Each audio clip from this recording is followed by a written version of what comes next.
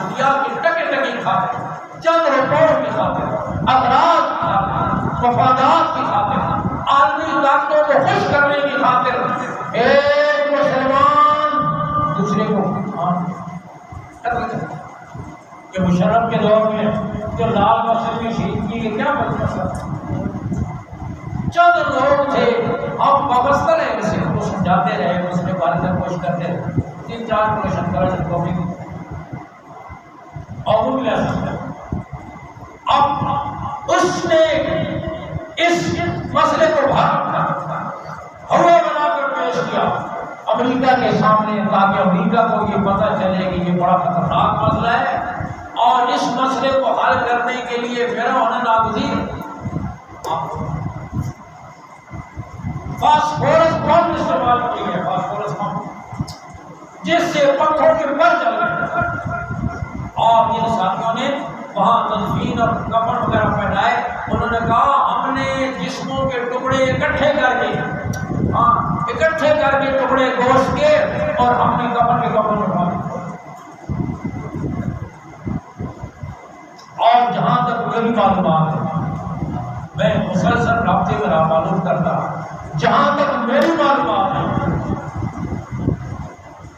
کیونکہ عبدالرشید غازی پر ہوں، میرے قوم تعلق والے، ہمارا قوم دوستی کی آپس میں تعلق تھا، اور ان کی شہادت سے 10 منٹ پہلے انہوں نے مجھے فون کیا اور کہا میری والدہ شہید ہو گئی ہیں، ساتھی شہید ہو گئے ہیں، اور میں بھی اب شہادت کے قریب ہوں، اور میں نے آپ کو یہ آخری سلام کرنے کے لیے فون کیا، آپ کل قیامت کے دن کو بتا۔ میں پوچھ کر آپ سے کہتے ہوں تو تقریباً 400 نوجوانوں کو شہید کیا۔ اب اگر کوئی مسئلہ تھا لا اینڈ آرڈر کا، اسی لیول کا کام تھا، لیکن جان بوجھ کر اس کو ہوا بنا کر اتنے لوگوں کا خون بہایا ہے۔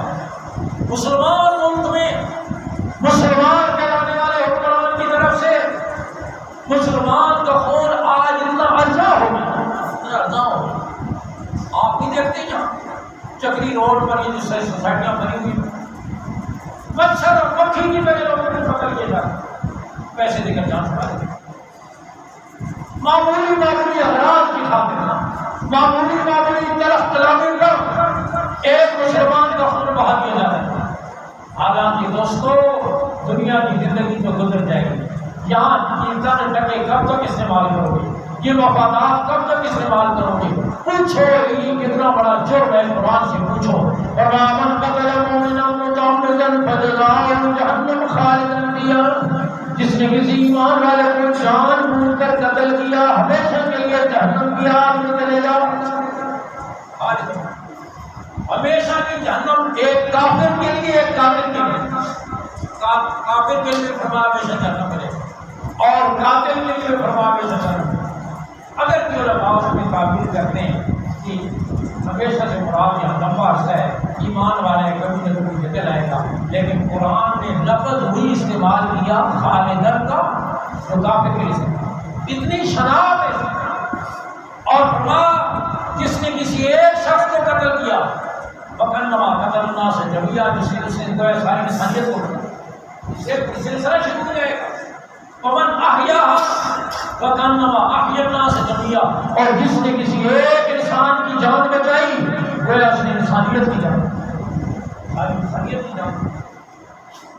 بڑا نازک معاملہ ہے۔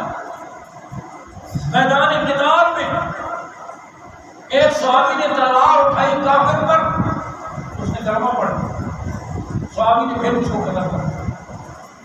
آپ صلی اللہ علیہ وسلم نے فرمایا آپ نے کیوں اس کو قتل کیا؟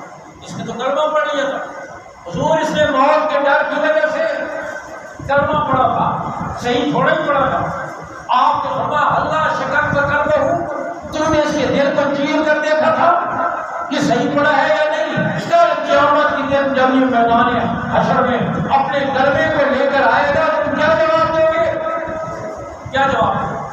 صحابی فرماتے ہیں میں اتنا پریشان ہوا، کاش میں آج مسلمان ہو ہوتا اور میرا یہ عمل اسلام لانے سے پہلے ہوتا۔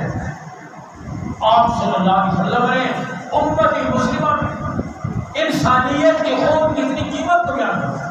اور میں نے عرض کیا حضور صلی اللہ علیہ وسلم نے فرمایا کل قیامت کے دن لوگ آئیں اور فرمایا پھر اس کا بدلہ لیا جائے گا۔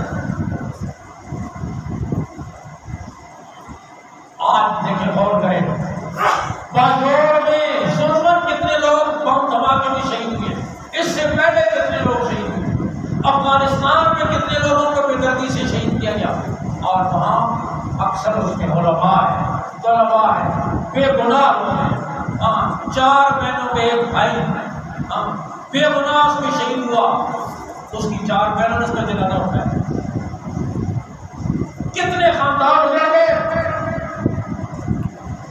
میں عرض کر رہا ہوں یہ انسانیت کا ٹکر ہے، اور اس میں وہ قوتیں استعمال ہے جو عالمی طاقتوں کے اشارے پر اپنے مفادات کی خاطر اور مسلمانوں کا خون بہا رہی ہے، اور یہ بہت ہی افسوسناک واقعہ ہے۔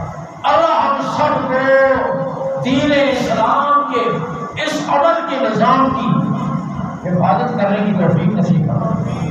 اللہ ہم سب کو ایک مسلمان کو دوسرے مسلمان کی جان مال عزت آبرو کو محافظ بنائے، اس کی جان مال کو محافظ بنائے، معاشرہ جنت کا نمونہ بن جائے۔ اگر فکر کی کیا بات ہے، حضور اکرم صلی اللہ علیہ وسلم نے فرمایا قیامت کے قریب ادنے فتنے ظاہر ہوں گے، فتن کا قطع لیل مظلم، تاریک رات کی طرح فتنے ظاہر ہوں گے، اور فرمایا قتل عام ہے، قاتل کو نہیں پتہ ہوگا میں کیوں قتل کر رہا ہوں، مقتول کو نہیں پتہ ہوگا مجھے کیوں قتل کیا جا رہا ہے، اس طرح کے فتنے ظاہر ہوں گے۔ تو ضرورت ہے کہ دین اسلام کے اس عمل کے نظام کو، محبت کے نظام کو، اخوت کے نظام کو عام کیا جائے اور اس میں برداشت پیدا کی جائے، اور پھر مسلمان دوسری عالمی طاقتوں کا کار نہ بنے۔ آج یہ کاروائیاں کرنے والے اپنے آپ کو مسلمان کہتے ہیں،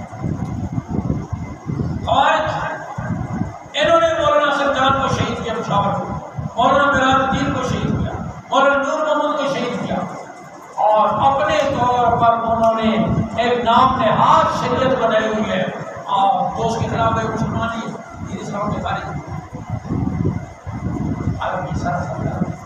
میں عرض کر رہا ہوں اللہ رب العزت ہمیں دین اسلام پر استقامت نصیب فرمائے، سلامتی اور محبت اور اخوت کے اس مذہب کو اللہ سمجھنے کی، عمل کرنے کی، زندگیوں میں لانے کی توفیق نصیب فرمائے۔ الحمد للہ رب العالمین۔